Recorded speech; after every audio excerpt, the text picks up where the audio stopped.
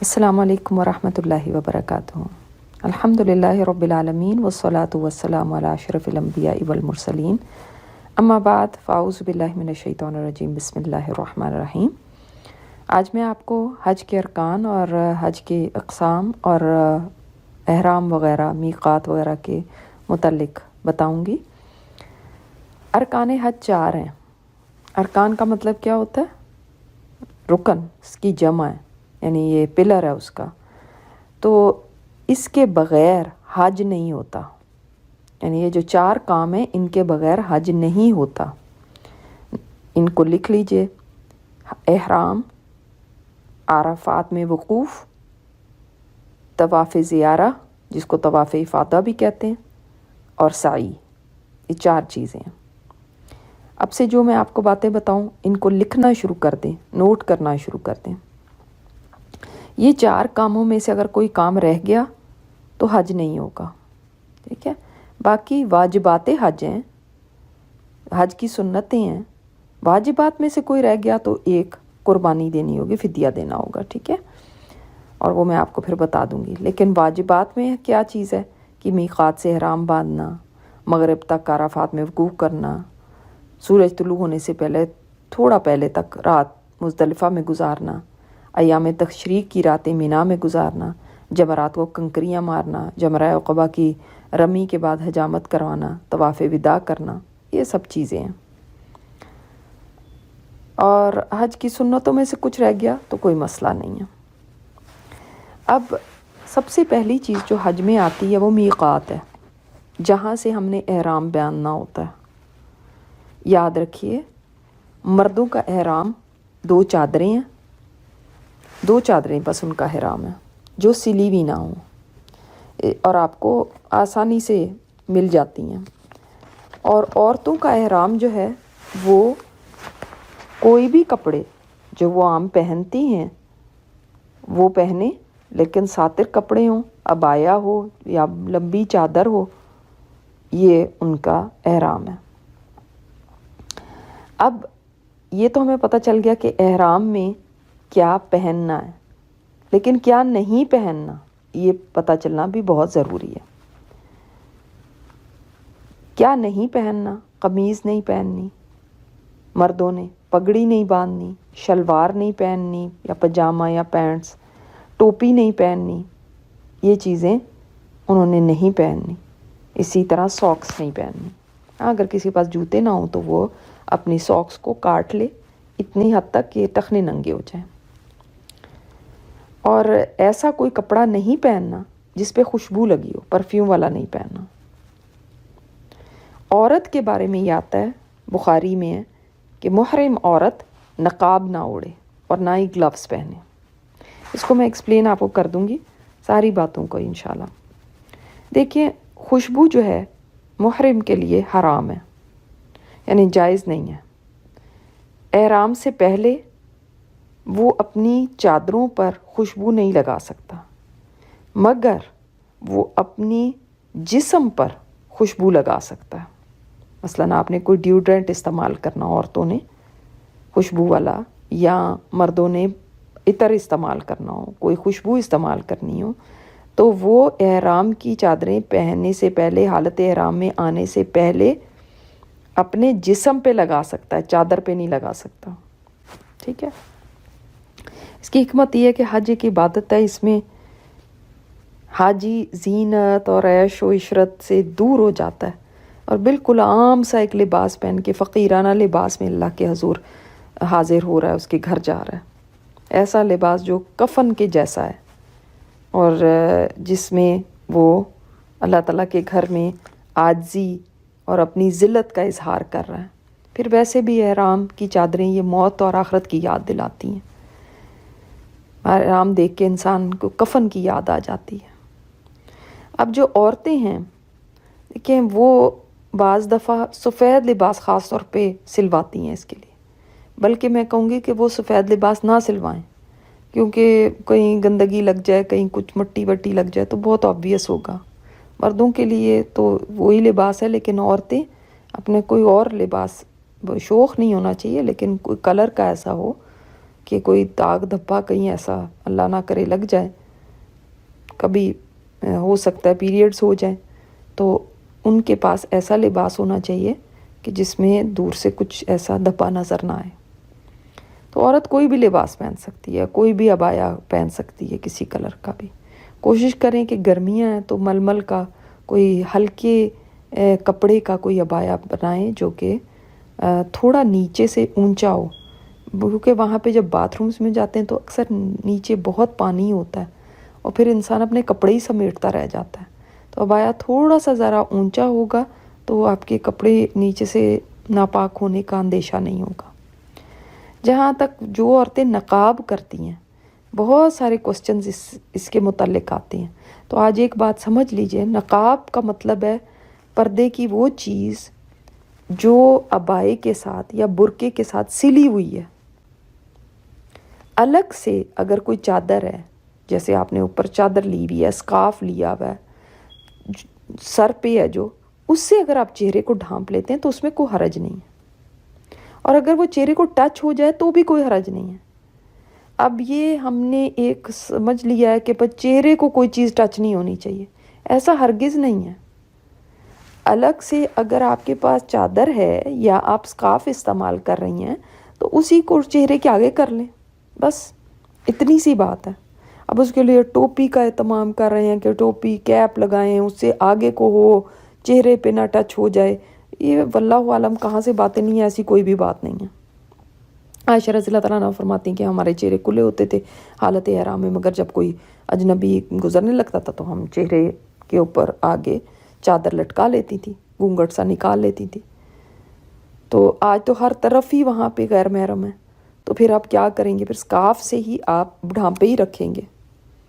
ہاں کوئی ایسی جگہ پہ ہو، آپ ایسی جگہ میں ہیں جہاں پہ کوئی بھی نہیں ہے تو وہ الگ بات ہے۔ اپنے روم میں آپ اگر آتی ہیں تو پھر آپ اسکارف بھی اتار سکتی ہیں۔ اب یہ ہم ایک بات کو سمجھ لیں، احرام جو ہے ایک حالت ہے، احرام کپڑوں کا نام نہیں ہے۔ بہت بڑی غلط فہمی ہوتی ہے کہ احرام کا مطلب یہ کپڑے وائٹ پہن لیے مردوں نے تو ان کا احرام شروع ہو گیا، ہم نے پتہ نہیں کوئی ایک احرام کی اسکارف یا عبایا خرید لیا تو ہم نے پہن لیا تو ہمارا بھی احرام شروع ہو گیا، ایسی بات نہیں ہے۔ دیکھیں، آپ احرام کے کپڑے اپنے گھر سے پہن کے نکل سکتے ہیں، مرد بھی عورتیں بھی، ٹھیک ہے، لیکن جب میقات آئے گی، میقات وہ جگہ ہے جہاں پر آپ نے احرام کی نیت کرنی ہے، یعنی بہت ساری چیزیں اس وقت آپ کے لیے حرام ہو جاتی ہیں۔ تو جب میقات آتی ہے جہاں سے احرام کی آپ کی نیت شروع ہوتی ہے، وہاں سے پھر آپ کے اوپر کچھ چیزیں حرام ہو جاتی ہیں۔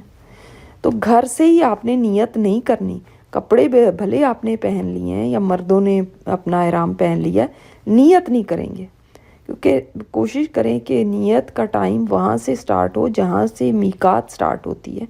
اس لیے کیونکہ آپ اتنی دیر پہلے سے نیت نہیں کر رہے ہیں، وہ بہتر ہے، کیونکہ نیت کر لی تو بہت ساری پابندیاں آپ کے اوپر عائد ہو جائیں گی، اور جس کی وجہ سے آپ کہیں یہ نہ ہو کہ کوئی غلطی ہو جائے۔ اب جب آپ نے احرام کی نیت کر لی میقات سے، یاد رکھیں میقات جو ہیں وہ اس جگہ کا نام ہے جہاں سے آپ احرام کی نیت کرتے ہیں، اور یہ 5 جگہیں ہیں۔ آپ جس جگہ سے بھی آ رہے ہوں گے وہاں سے ہی آپ نیت کریں گے، جیسے مدینہ والے ذوالحلیفہ سے کرتے ہیں، اگر آپ نے پہلے مدینہ جانا ہے پھر وہاں سے آپ نے حج کے لیے آنا ہے تو ذوالحلیفہ آپ کا میقات بنے گی۔ باقی جگہوں کی آپ کو پتہ چل جائے گا، جہاں سے بھی آپ آ رہے ہوں گے میقات کا پتہ چل جاتا ہے۔ اگر آپ پہلے مکہ جا رہے ہیں، آپ جہاز میں ہیں، تو جہاز میں وہ اناؤنس کرتے ہیں کہ آپ کی میقات اب آنے والی ہے، تو میقات آنے سے پہلے آپ کے لیے ضروری ہے کہ آپ حالت احرام میں ہوں، یعنی مردوں نے وہ چادریں اپنی پہنی ہوں۔ عورتوں کے لیے تو کوئی مسئلہ نہیں ہو، تو سلے ہوئے کپڑے پہنتی ہیں، ان کے لیے مسئلہ نہیں ہو، وہ اپنے عبایا اور اس کو وہ ان کے وہی کپڑے ان کا احرام ہے، ٹھیک ہے۔ تو اب آپ وہاں سے پھر آپ نیت کر لیں گے، اور جب آپ نیت کریں گے تو اسی وقت آپ نے پھر تلبیہ پڑھنا شروع کر دینا۔ مردوں نے اونچی آواز میں، عورتوں نے ہلکی آواز میں۔ مردوں کی آواز ایٹ لیسٹ کم سے کم کتنی ہونی چاہیے، کتنی اونچی ہو کہ ساتھ بیٹھے ہوئے بندے کو سن رہا ہو۔ اتنی اونچی آواز میں مرد تلبیہ پکارنا شروع کر دیں. تلبیہ کا تو آپ سب کو پتہ ہی ہوگا، اگر نہیں آپ کو آتا تو اس کو یاد کر لیں، کیونکہ یہ آپ کو بار بار کہنا ہوگا. تلبیہ کیا ہوتا ہے؟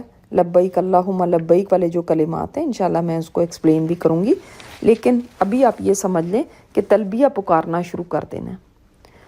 تو تلبیہ پکارنا واجب ہے، بلکہ افضل حج جو ہے وہ 2 چیزوں کا نام ہے، حدیث سے پتہ چلتا ہے: اچھی قربانی اور تلبیہ کے لیے آواز کو بلند کرنا مردوں کے لیے. ٹھیک ہے، عورتوں نے بھی پڑھنا ہے لیکن عورت اونچی آواز میں نہ پڑھے. اچھا، اب احرام بھی جب آپ احرام کی نیت کریں گے وہاں سے میقات سے، تو احرام کی نیت آپ کی حج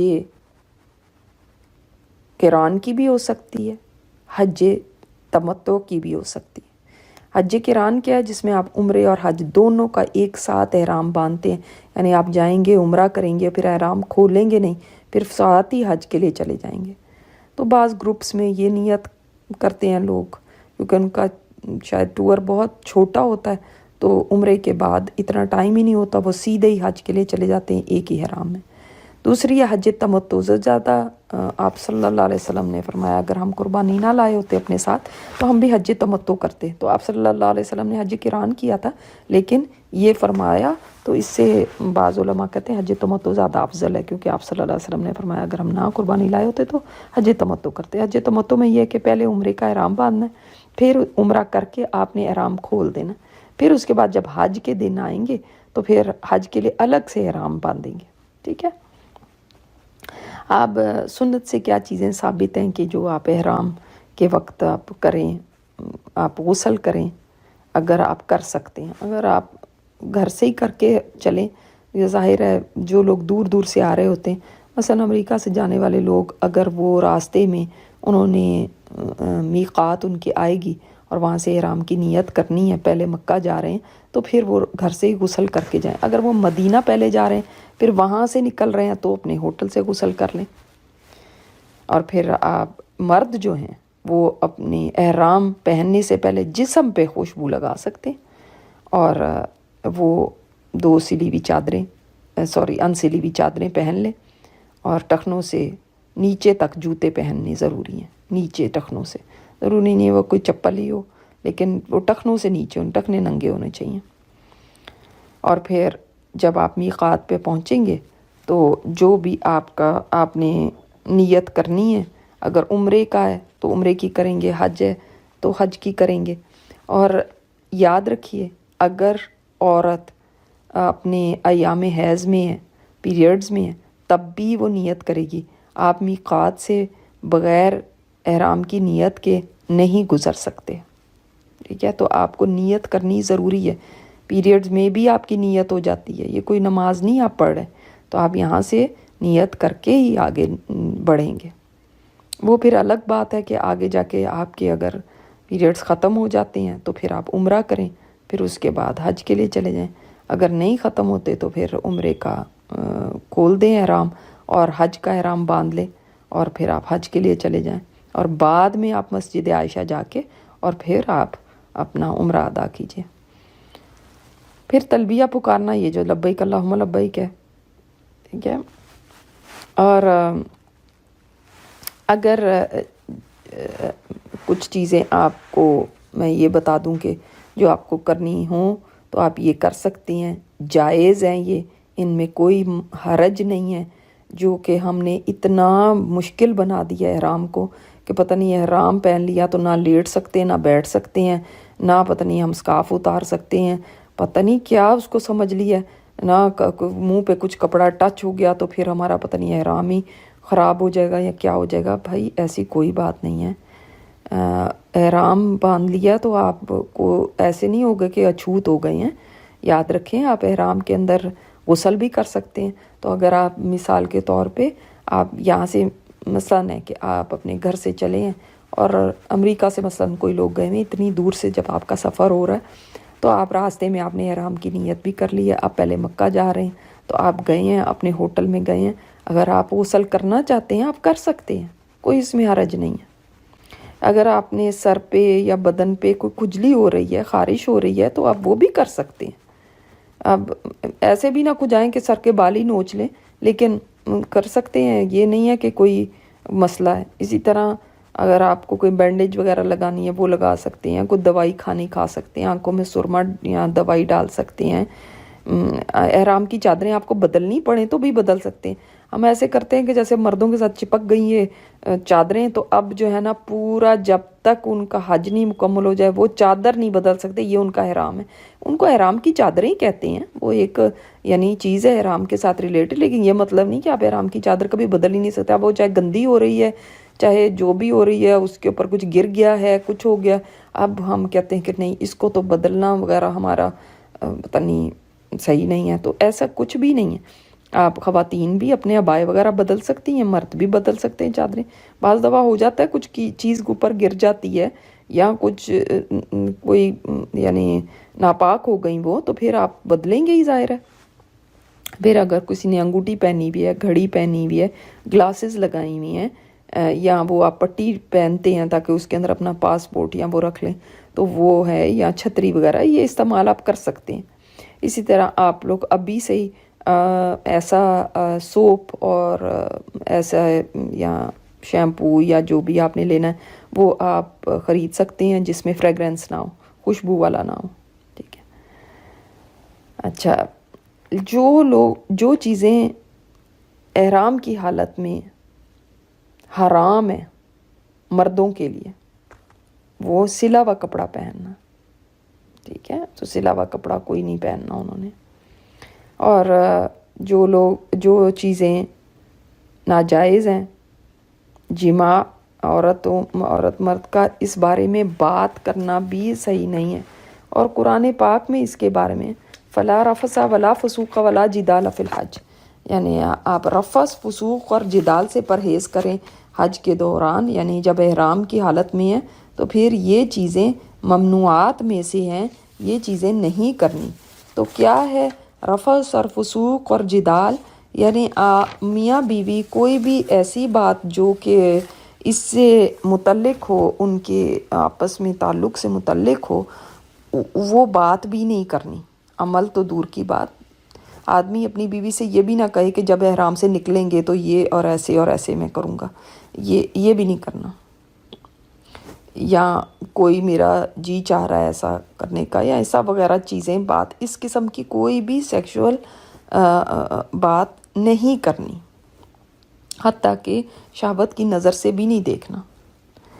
ولا فسوق کا مطلب ہے کہ کوئی بھی نافرمانی، فسق و فجور ہوتا ہے نا، کوئی بھی نافرمانی کی بات ہے جس میں غیبت ہے، چغلی ہے، جھوٹ ہے، طنز ہے، غصہ، گالی گلوچ کرنا، الزام لگانا، لوگوں کے عیب نکالنا، کسی کو حقیر جاننا، تو یہ نہیں کرنا. یہ اصل یہ چیزیں ہیں حرام کی جو ہمیں سمجھ آنی چاہیے. الٹا ہم پتہ نہیں کن کن چیزوں کو حرام قرار دیے کہ بیٹھے میں، ہمیں لگتا ہے کہ بس ہم نے اگر ہمارا ایک بال بھی ٹوٹ گیا تو ہمارا پتہ نہیں حرام خراب ہو جائے گا. بھائی بال اگر ہمارے گر رہے ہیں تو اب اس کے اوپر تو کوئی کنٹرول نہیں. جو چیزیں آپ کے بس سے باہر ہیں وہ تھوڑی اللہ تعالیٰ نے ایسے کر دیا کہ آپ کے اوپر حرام ہو گئی. اب کئی دفعہ ہم سکارف اتارتے ہیں، سکارف کے ساتھ بال لگے ہوتے ہیں، اب وہ سکارف ہی نہیں چینج کرتے، کوئی ایسا کچھ نہیں. یا پتہ نہیں نیچے کون سی ٹوپیاں پہن لیتے ہیں پھر اوپر سکارف کر لیتے ہیں. اتنی زیادہ مشکلات کی ضرورت نہیں ہے. اگر کوئی بال آپ کے گر رہے ہیں، یا آپ نے مثال کے طور پہ موٹے دانتوں والا برش لیا اور اس کو آپ نے کیا ہے، بہت باریک کنگھی کرنے کی ضرورت نہیں کہ جان بوجھ کے گرانے کی کوشش کریں، بالوں کو نوچنے کی کوشش کریں، لیکن آپ نے موٹا برش لیا ہوا ہے، اس سے آپ نے کنگھی بھی کر لی ہے، کوئی مسئلہ نہیں ہے. اب اس کے اندر کئی دفعہ بال آ جاتے ہیں، ہر دفعہ ہی کنگھی کریں تو بال گرتے ہیں، اور آج کل تو لوگوں کے بال بہت گرتے ہیں. تو اس لیے اس طرح کی باتوں سے کوئی حرج نہیں ہے. لیکن جو باتیں حرج کی ہیں وہ ہم اس کو بھول ہی جاتے ہیں. مثلاً غیبت کرنا. اب آپ مثال کے طور پہ آپ احرام کی حالت میں، آپ مینا میں بیٹھے ہیں، آپ عرفات میں، آپ کہہ رہے ہیں دیکھو وہ فلانی کیسے ہے، دیکھو وہ کیسے ہیں، یہ لوگ کیسے ہیں، یا جھوٹ بول رہے ہیں. لوگ آپ کو کچھ بات پوچھ رہے ہیں کیونکہ وہاں پہ فارغ وقت بہت ہوتا ہے تو باتیں ہوتی رہتی ہیں. جھوٹ بتا رہے ہیں، ہم تو ایسے ہیں، یہ ہیں، ہم فلاں خاندان سے، ہمارے تو پیچھے. اسی طرح کسی کے اوپر طنز کر رہے ہیں، وہ دیکھو وہ کیسی ہے. دھکے کسی کو دے رہے ہیں، کسی کی بارے میں گالم گلوچ کر رہے ہیں، بدگمانی کر رہے ہیں، تو یہ ساری چیزیں نا عیب کسی کے نکال رہے ہیں، دیکھو جی یہ لوگ کیسے آ جاتے ہیں یہاں پہ، اور دیکھو کیسے یہ گندے لوگ ہیں، اور یہ کیسے حقیر جاننا دوسروں کو، یہ سارے گناہ کے کام ہیں۔ اور تیسری چیز جو قرآن نے منع کی ہے، ولا جدال نہیں کرنا، جھگڑا نہیں کرنا، بحثیں نہیں کرنی۔ اگر آپ اپنے ہسبینڈ کے ساتھ ایک روم شیئر کر رہی ہیں تو آپ یہ نہ ہو کہ وہاں پہ جا کے لڑائی شروع ہو جائے۔ تو آپ نے یہ چیزیں ہیں جو احرام میں حرام ہیں، ان کے اوپر توجہ نہیں ہوتی ہماری۔ اگر ہسبینڈ کے ساتھ روم نہیں شیئر کر رہے ہیں، جب اگر شیئر کر رہے ہیں بہت کیئرفل رہیں کہ ایسی کوئی ہم نے بات نہیں کرنی جو کہ میاں بیوی کی ویسے جائز ہے، لیکن اس حالت میں، احرام کی حالت میں، جتنے دن آپ وہاں پہ گئے ہیں سارا وقت نہیں، صرف احرام کی حالت میں یہ چیزیں ناجائز ہیں، ٹھیک ہے؟ یہ جو رفث ہے نا، جو میاں بیوی کا تعلق ہے، صرف احرام کی حالت میں۔ باقی اگر آپ مثلا 20 دن کے لیے گئے، 25 دن میں، سارا وقت تو نہیں آپ احرام میں ہوتے نا، آپ تو احرام میں حج کے دنوں میں ہوتے ہیں یا عمرے کے لیے ہوتے ہیں بس، تو اس میں آپ کے لیے یہ تعلق جائز ہے، لیکن احرام کی حالت کے اندر جائز ہے۔ اس وقت آپ ہوٹل میں کمرہ بھی شیئر کر رہے ہیں تو کیئرفل رہیں، اور اب اس چیز میں بھی کیئرفل رہیں کہ بحثیں ہسبینڈ وائف شروع کر دیں، وہاں پہ جا کے کئی دفعہ شیطان تو انسان کے ساتھ ہوتا ہے نا، تو کئی دفعہ جھگڑا ہو جاتا ہے، آرگومنٹ ہو جاتا ہے، تو وہ نہیں کرنا، غصہ ہو جاتا ہے، آپ نے یہ خیال نہیں کیا، آپ نے ایسے نہیں کیا، یہ چیزیں سمجھ لیں کہ یہ حرام ہو گئی ہیں احرام کے ساتھ۔ تو ان چیزوں سے آپ نے پرہیز کرنا ہے وہاں پہ، تو یہ ان کو آپ نے سمجھ لیں ابھی سے، صبر کا، تقوی کا سامان ساتھ باندھ لیجیے گا جہاں پہ آپ دوسرا سامان باندھ رہے ہوں گے۔ بہت زیادہ سامان لے جانے کی ضرورت نہیں ہے، جب آپ پیکنگ کریں تو ایسے نہیں ہے کہ ہر چیز ہی اندر ڈال دی، وہاں پہ بھی چیزیں مل جاتی ہیں، فارمیسی بھی وہاں پہ ہیں، انلیس آپ کوئی دوائیاں ریگولر استعمال کرتے ہیں، یا سر درد ہے یا پیٹ درد ہے، اس طرح کی کوئی چیز اگر آپ نے لینی ہو تو وہ لے لیں، لیکن ہر دوائی بھر لی اور ہر طرح کی چیزیں ایسی بھر لیں جیسے کہ پتہ نہیں وہاں پہ کچھ نہیں ملنا، یہ اس کی ضرورت نہیں ہے۔ ہاں، جوتے آپ کمفرٹیبل سے کمفرٹیبل لیں، عورتیں، کیونکہ وہ ہر طرح کا جوتا پہن سکتی ہیں، تو جو سب سے کمفرٹیبل جوتے ہوں، جلدی اتر بھی جاتے ہیں، کیونکہ آپ نے حرم کے دروازے پہ جا کے جوتے اتار کے اپنے بیگ میں رکھنے ہوں گے، اسٹرنگ بیگ ساتھ ضرور رکھیے گا جس کے اندر آپ کے جوتے ہوں پیچھے، ٹھیک ہے؟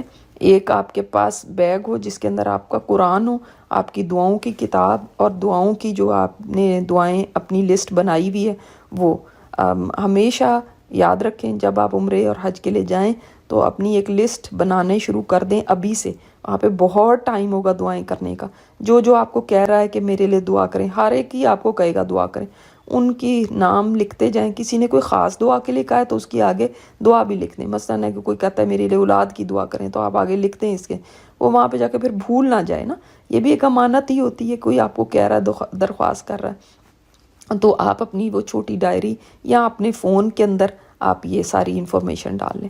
اگر آپ کا فون کے اندر قرآن آپ پڑھتے ہیں تو بہت ہی آسان نہیں ہے، لیکن فون میں کبھی چارج نہیں ہے یا ایسی کمی ہو جائے تو اگر آپ کے پاس قرآن پاک ہے تو بہت ہی آسانی ہو جاتی ہے، بھلے ہی وہاں پہ قرآن ملتا ہے لیکن آپ کے پاس اپنا ایک چھوٹا قرآن ایسا ہونا چاہیے جو آپ شروع کر دیں گے جب سے آپ گھر سے نکلیں گے۔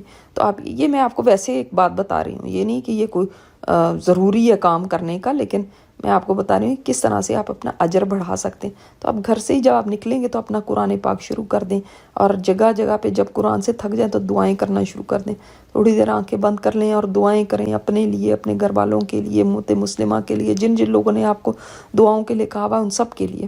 تو یہ آپ کا گھر سے نکلتے ہی عمل شروع ہو جانا ہے، گھر سے نکلتے ہی آپ اللہ کے مہمان ہیں، آپ اللہ کے راستے میں ہیں، جب تک آپ گھر واپس نہیں لوٹ جاتے آپ فی سبیل اللہ ہیں، اللہ کے راستے میں آپ نکلے میں، اللہ کے راستے کے مسافر ہیں، تو اور اللہ کے راستے میں جو نکلتا ہے اس کی دعائیں قبول ہوتی ہیں، تو آپ دعائیں جتنی کریں گے اتنا ہی اچھا ہے۔ تو یہ آپ کی احرام کی کچھ چیزیں ہو گئیں۔ اب جیسے میں نے آپ کو بتایا کہ اگر آپ جا کے مثلاً آپ سیدھے مکہ جا رہے ہیں، آپ اپنے ہوٹل میں جا رہے ہیں، آپ چاہ رہے ہیں کہ میں تھوڑی دیر آرام کر لوں، اتنا لمبا مثلاً 20 گھنٹے کا آپ سفر کر کے پہنچے ہیں، تھوڑی دیر آرام کر کے پھر میں عمرے کے لیے جاؤں تو کوئی حرج نہیں ہے اس میں، آپ تھوڑی دیر آرام کر لیجئے، اس کے بعد آپ چاہتے ہیں کہ میں تازہ دم ہو جاؤں، آپ نے غسل کرنا ہے، شاور لینا ہے، آپ شاور بھی لے سکتے ہیں، اور اس کے بعد پھر آپ بغیر خوشبو کے صابن کے ساتھ آپ لیں گے، بغیر خوشبو کے لباس آپ پہنیں گے، اور آپ عورتیں، آپ لوگ بھی جو اپنا لباس لے کر جا رہی ہیں وہ اس کے اندر پرفیوم نہ لگے ہوں، پہلے سے ان کو دھو لیں، اور پھر وہ آپ بغیر خوشبو والا لباس پہن کے آپ پھر جائیں گے عمرہ ادا کرنے کے لیے۔ تو طواف قران ہو یا پھر حج قران ہو یا حج تمتع، دونوں میں آپ کو عمرے کرنے پہلے ہیں تو آپ پہلے عمرہ ادا کر لیں گے۔ آج کا یہاں تک ہی کافی ہے، پھر انشاءاللہ تعالی میں آپ کو باقی بھی چیزیں حج سے متعلق انشاءاللہ بتاؤں گی۔ اللہ تعالیٰ آپ سب کا حامی و ناصر ہو اور حج مبرور کی توفیق عطا فرمائے۔ السلام علیکم ورحمۃ اللہ۔